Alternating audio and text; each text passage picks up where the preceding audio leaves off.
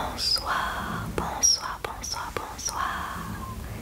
Coucou, coucou, coucou, coucou, coucou.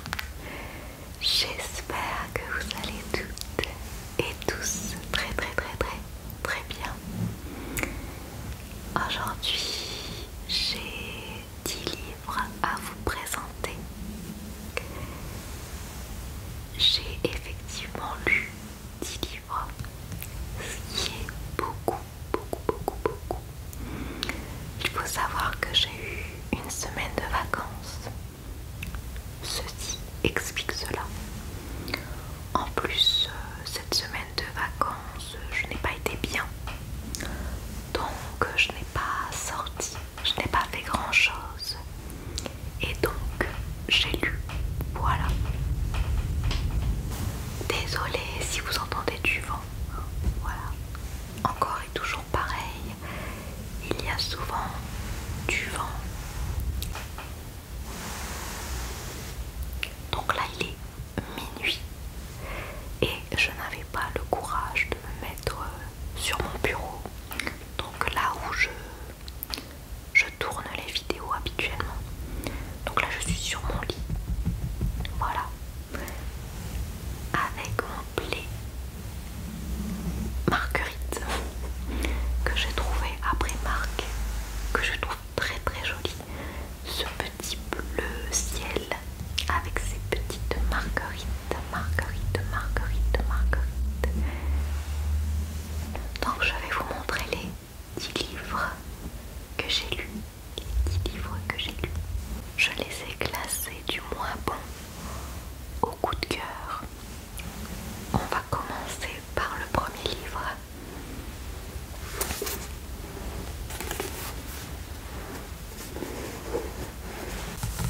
Voici le premier livre, Le fantôme d'Evermore Castle. Donc ça, c'est une romance gothique. Et malheureusement, je n'ai pas aimé. C'est de Camille Noël aux éditions Monarque. Comme vous pouvez le constater, nous sommes en Angleterre en 1804. Donc c'est une romance gothique ainsi que historique. Nous suivons Eleanor qui occupe ses journées à lire des romans d'amour et de se promener dans ses jardins.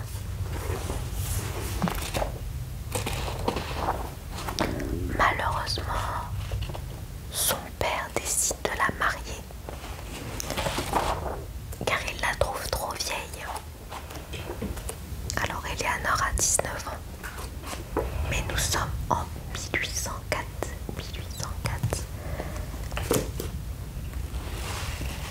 On ne vivait pas aussi longtemps que maintenant. En 1804, peut-être jusque 30, non, 35 ans.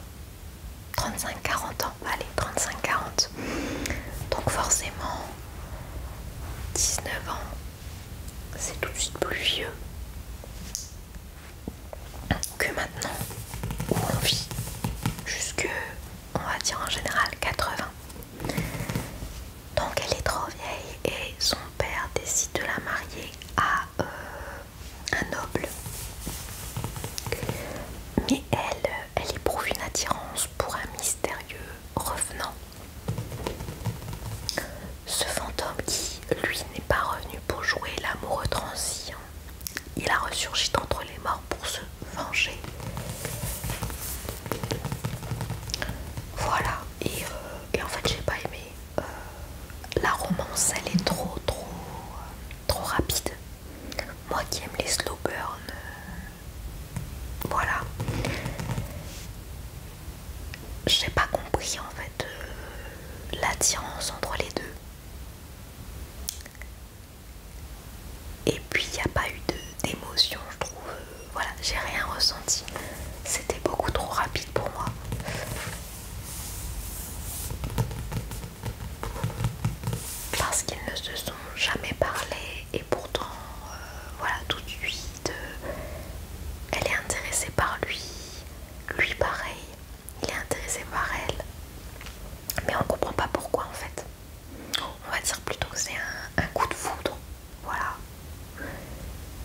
moi ça j'aime pas trop, je préfère les slow burn.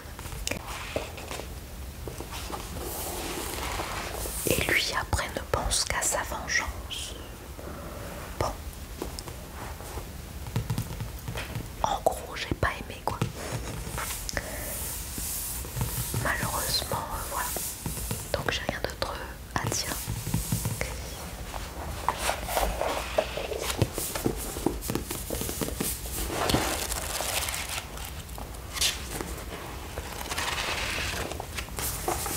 On va passer au suivant. Alors ici, nous avons une magie teintée de poison.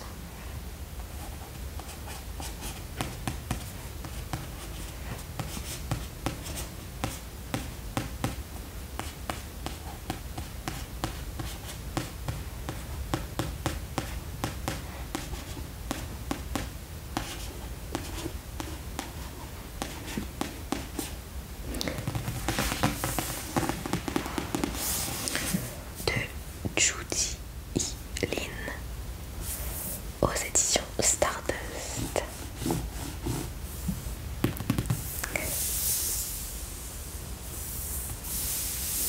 Le livre est très joli, très coloré.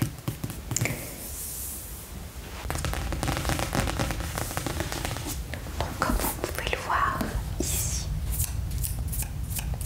je l'ai abandonné.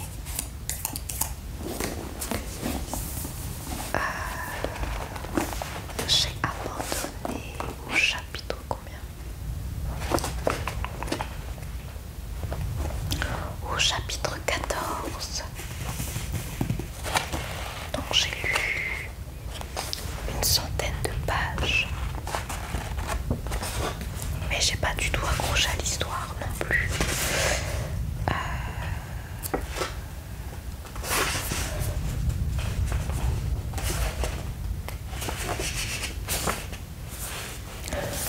Donc une magie teintée de poison, c'est de la fantaisie asiatique. On peut le voir de par la couverture. Je l'ai abandonné parce que j'ai pas été convaincue par l'histoire. On suit Ning qui a servi un thé empoisonné à sa mère et sa sœur. Sans le faire exprès bien entendu. Elle ne savait pas qu'il était empoisonné. Sa mère meurt et sa sœur tombe malade.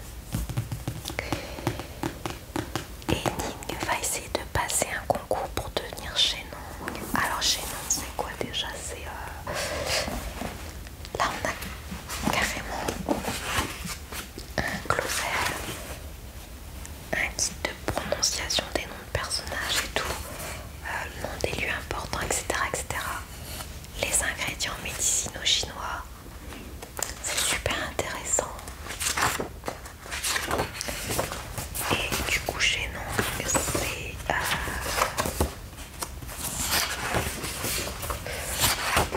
ça doit être écrit quelque part, oui là, un apprenti ou une apprentie de la magie de Shenong. Donc en fait elle utilise la magie. Et donc elle passe ce concours pour devenir Shenong, car si elle gagne le concours, elle pourra demander ce qu'elle veut à l'empereur. Car il y a une légende autour de la princesse qui aurait un talisman qui soignerait toutes les maladies. Et donc elle va essayer de passer ce concours pour eh bien sauver sa sœur. L'intrigue est lente, la mise en place de l'univers se fait lentement. Dès le début, j'ai eu énormément de mal à le lire. Au début, je trouve qu'il a beaucoup de descriptions qui ne servent franchement à rien. Et en plus, je n'ai ressenti aucune émotion. Et dans l'intrigue, il n'y a pas de tension, il n'y a pas de suspense, vous voyez. Il n'y a pas de rebondissement non plus. Donc c'est hyper long en fait. C'est pour ça que je l'ai abandonné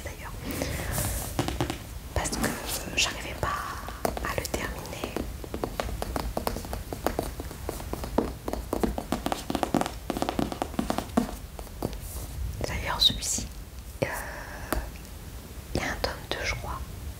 Ouais. Et bien sûr je vais pas l'acheter.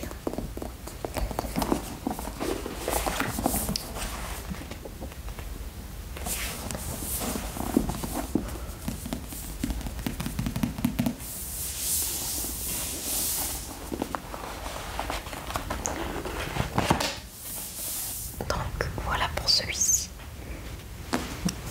Je vais mettre là. Ensuite nous avons ici Les Trônes Trahis.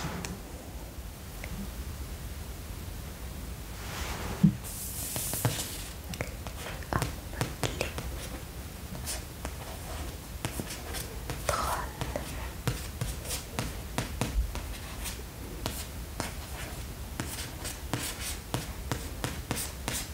Trahis de Nesrine Amari aux éditions Encore Stardust. Quand le baiser de la couronne devient mortel.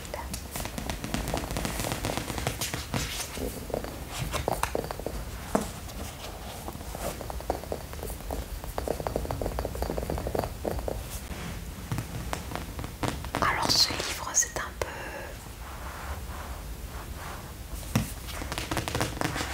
Mon avis pour ce livre est un peu mitigé.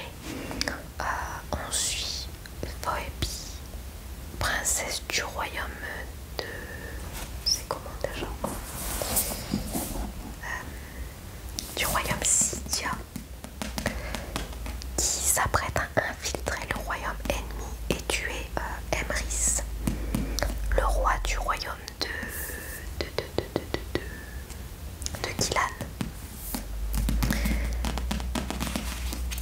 Et pour le tuer, elle va essayer de se rapprocher de lui et essayer de l'embrasser, car elle possède un don, c'est que d'un simple baiser, elle donne la mort. En fait, elle est rongée par la vengeance depuis que ses parents sont morts, tués par le royaume ennemi. Ce livre franchement n'a pas été un coup de cœur, ça a été une lecture en demi-teinte. J'ai adoré le début et puis en avançant dans l'histoire je ne l'ai pas trouvé haletant. J'ai trouvé l'histoire longue et très prévisible. Dans ce livre il y a une romance slow burn qui est vraiment bien écrite, mais j'ai pas aimé les personnages. L'univers également est bien décrit quand même. Mais voilà, c'est pas ce que je recherche. Il fait un petit peu moins de 500 pages.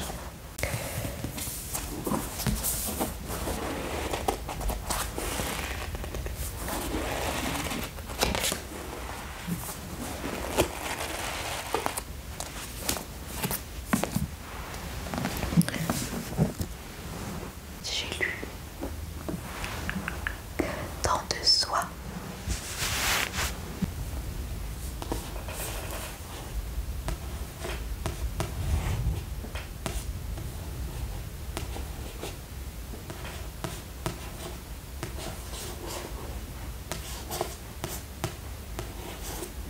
Donc Tant de soi de Maëlle Desartes aux éditions Slalom.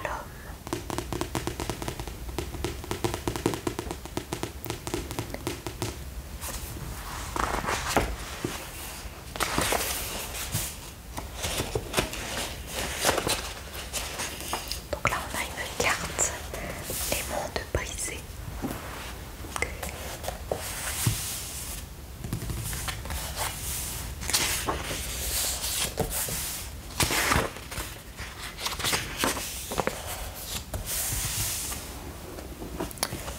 Donc dans ce livre il y a des humains, des fées et des sanguins.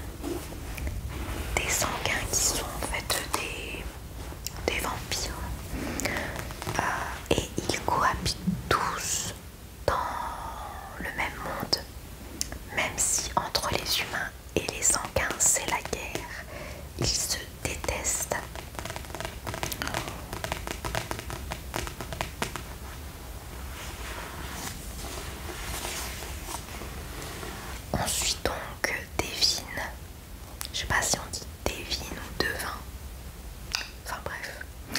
un sanguin qui a été puni.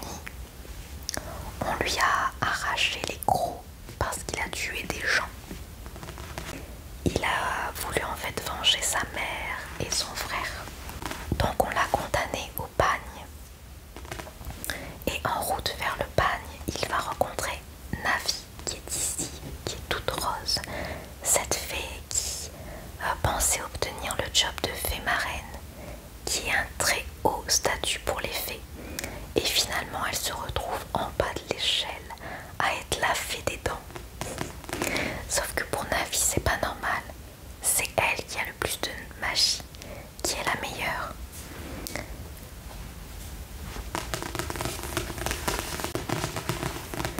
Et donc le jour où elle rencontre Devin Davin, elle se met en tête que c'est le destin et qu'elle doit l'aider.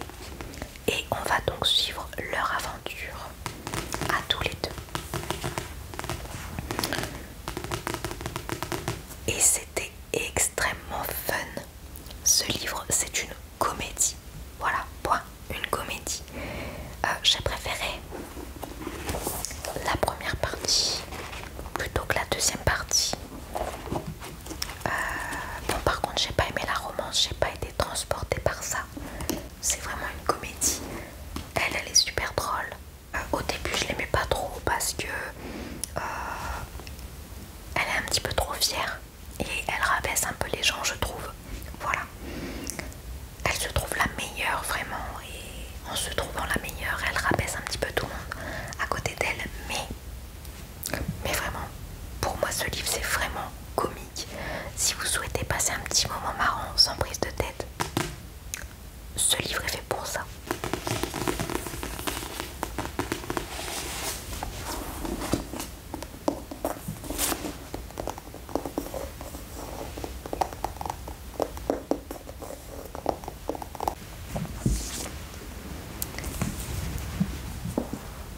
Un Disney.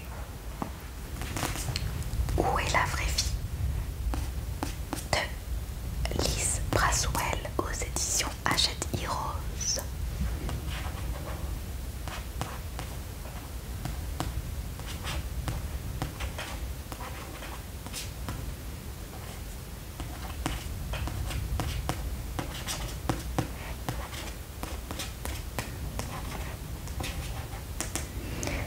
Et si la mère de Réponse avait bu la potion de la mauvaise fleur?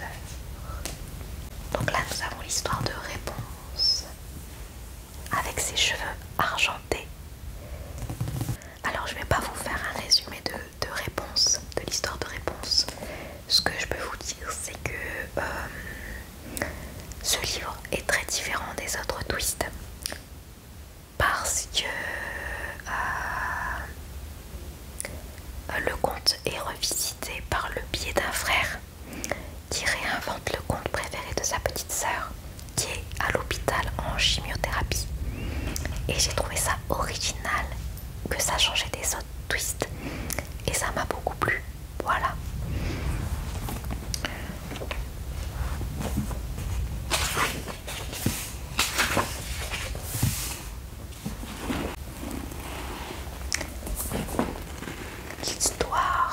L'histoire était bien, mais malheureusement je trouve la fin pas clé.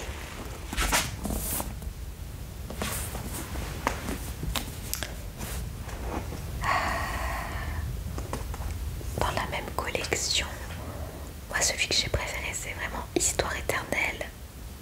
Donc La Belle et la Bête, Oser ses rêves, Cendrillon et Ce rêve bleu, Aladdin. C'est vraiment mes trois préférés.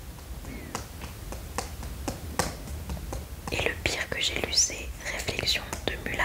J'ai pas du tout aimé. J'ai lu Mon Absolu. Mon Absolu qui est une dystopie de Elle Seveno et aux éditions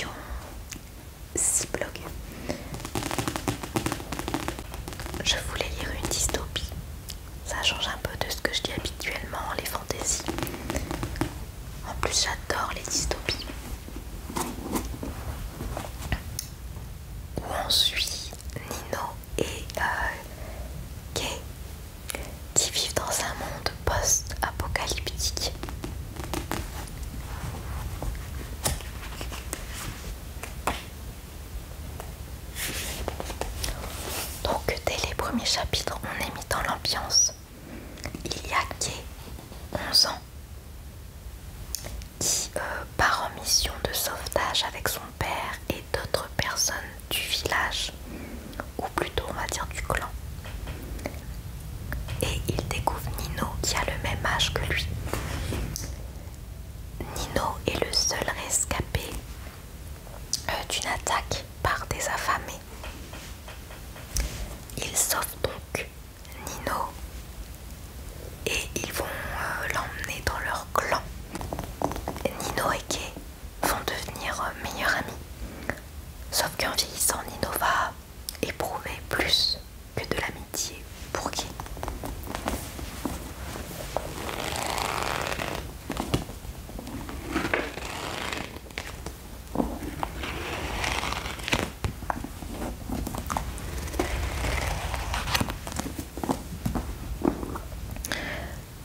J'ai bien aimé le livre jusqu'à la moitié. Le début était très prenant. Je trouvais que la dystopie était bien faite et surtout j'arrivais vraiment bien à rentrer dans l'histoire. Et l'amitié des deux petits garçons m'a beaucoup plu. Puis ils vieillissent. Ils ont 15 ans, puis 17, puis 19 et on suit leur évolution jusqu'à leurs 30 ans.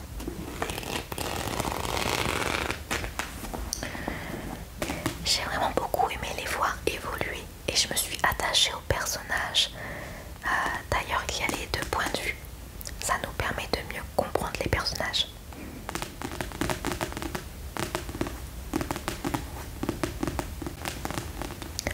Mais le gros bémol, c'est qu'au milieu du livre, je me rends compte que la dystopie est mise de côté et que la romance est plus importante, trop importante. Surtout que c'est pas une romance mignonne.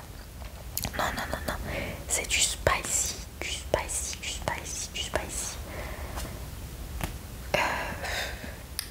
C'est du spicy à gogo quoi. Les deux sont en chaleur H24, 7 jours sur 7. Donc les scènes de smut sont trop nombreuses en fait. Ça n'apporte rien à l'histoire et ça casse la dystopie. Donc c'est dommage. La première partie est presque un coup de cœur et puis la seconde c'est un flop total. Donc voilà, je suis mitigée et puis un petit peu déçue surtout. Voilà. Ensuite j'ai lu un petit poche Mexican gothique.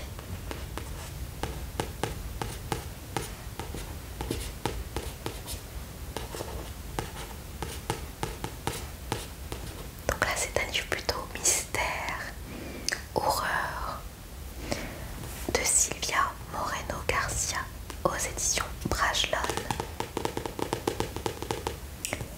Et là la petite phrase, la longue phrase d'accroche c'est: il essaie de m'empoisonner. Viens me chercher Noémie, viens me sauver, car je n'y arriverai pas toute seule. Je suis prisonnière de fils durs comme de l'acier qui traverse mon esprit et ma peau, et tout est là dans les murs. Premièrement, j'aime bien la couverture. Ce bordeaux lit de vin avec le vert derrière, très joli.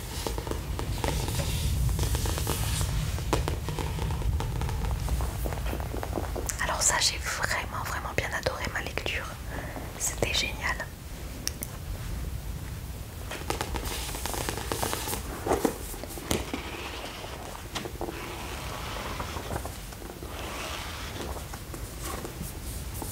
Alors on suit Noémie. Donc ça, je pense que c'est Noémie, très certainement, qui vit à Mexico. Et puis un jour, son père reçoit une lettre inquiétante de la cousine de Noémie, qui s'appelle... je ne sais plus.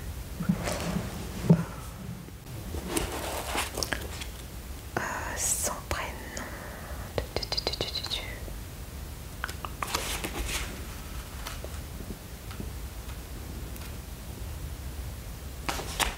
Ah oui, Catalina. Donc sa cousine Catalina, récemment mariée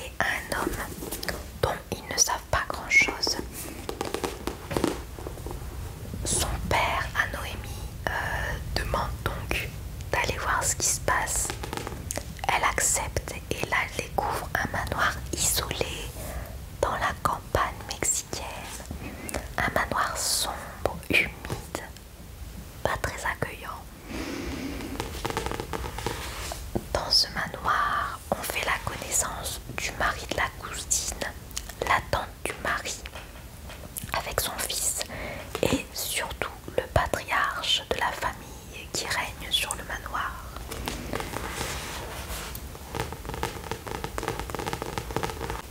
J'ai adoré l'ambiance, la description du manoir où on peut ressentir le malaise et cette paranoïa constante. Le livre ne fait pas peur, même si les thèmes du livre, voilà, c'est horreur, fantastique, mystère, mais ça fait pas peur. Par contre, c'est malsain, vraiment malsain.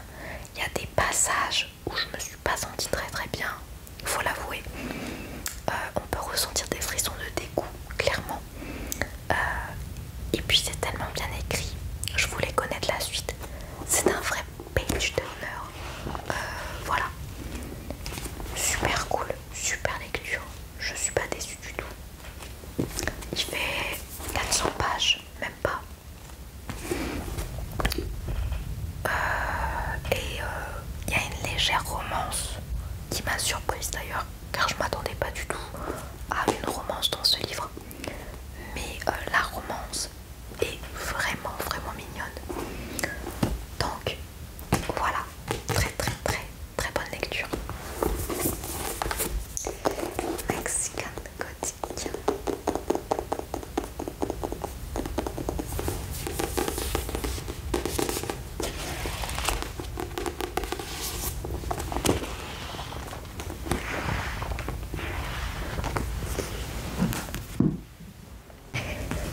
Au suivant.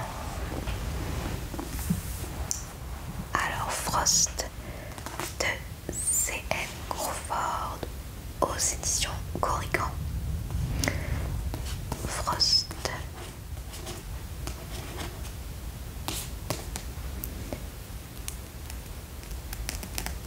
Alors celui-ci c'est un tome 1. Très bonne lecture. C'est de la romance avec de la fantaisie, donc une romantasy. Au début, on dirait de l'urban fantasy, et ensuite, après quelques pages, on se retrouve plongé dans un monde de fantaisie polaire. Ça se voit. Idéal à lire l'hiver.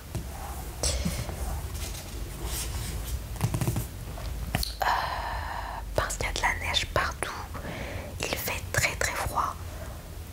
Le paysage hivernal, voilà, la couverture ne nous a pas menti. Donc on suit Ava, une fae qui vit dans le monde des humains, car dès son plus jeune âge, son peuple l'a exilée dans le monde des humains, mais elle ne sait pas pourquoi en fait. Et dès le début de l'histoire, nous sommes donc avec Ava. C'est son anniversaire.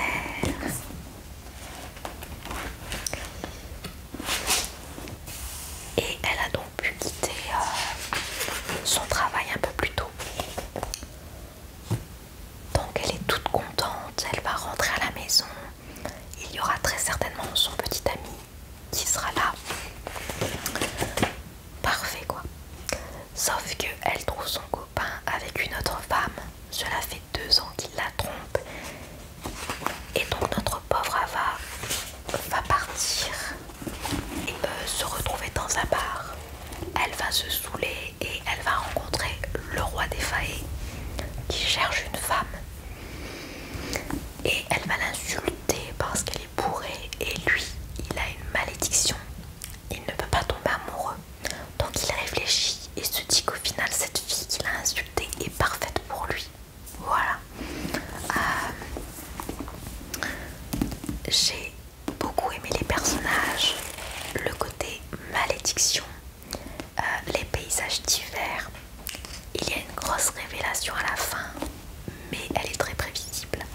J'avais compris depuis longtemps, mais même en le sachant, ça donne trop envie de lire le tome 2 pour voir ce qui va se passer. Donc voilà, je m'achèterai le tome 2. J'adore ce livre, il est tout fluffy.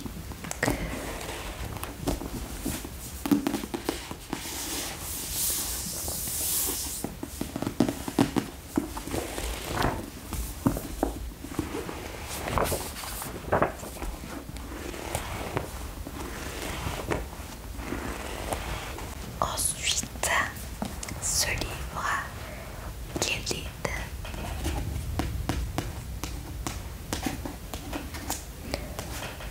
de Marissa Meyer aux éditions de Saxus. Alors Marissa Meyer, j'ai beaucoup aimé les chroniques lunaires, donc je ne suis pas déçue non plus de ce livre. J'adore sa plume, je trouve qu'elle écrit très bien. Donc ça c'est une réécriture de contes de Rumpelstiltskin. On suit Serilda qui a été maudite par le dieu du mensonge et elle aime raconter des histoires fantastiques qui sont totalement fausses, mais elle est tellement une bonne narratrice que la plupart des gens y croient. Et un jour elle va croiser le roi des aulnes qui est un être froid et cruel, et pour sauver sa peau elle va raconter une histoire à ce roi. Elle va faire croire qu'elle peut filer la paille en or, et ce n'est pas tombé dans l'oreille d'un sourd, et donc ce roi va l'utiliser. Chaque pleine lune elle va se retrouver enfermée dans le château du roi des aulnes, où elle va devoir changer la paille en or sous peine de mourir le lendemain.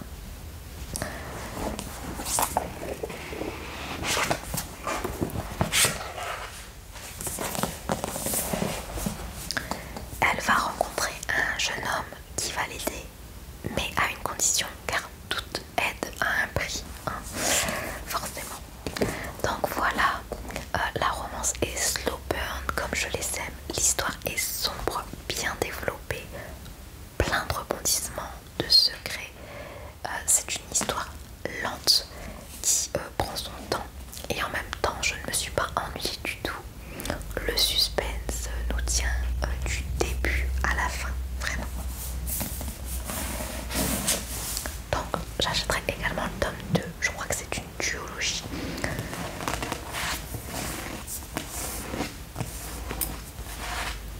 Parce que maintenant j'essaye de ne pas acheter les tomes suivants tout de suite sans avoir lu le premier tome.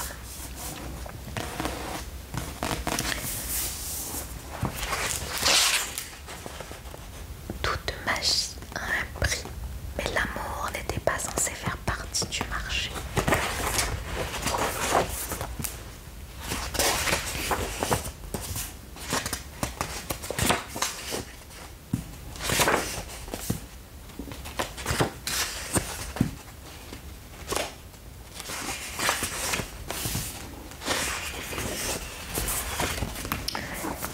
Voilà.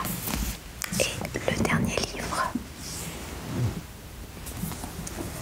mon coup de cœur du mois d'avril, Le Royaume des damnés.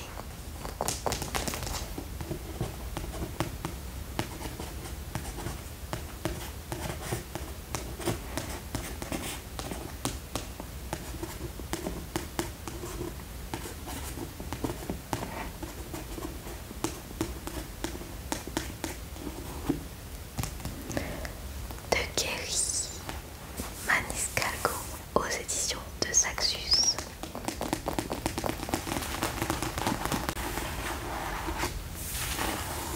Un énorme coup de cœur pour celui-ci. Dans ce livre nous avons Emilia et sa sœur jumelle Vittoria,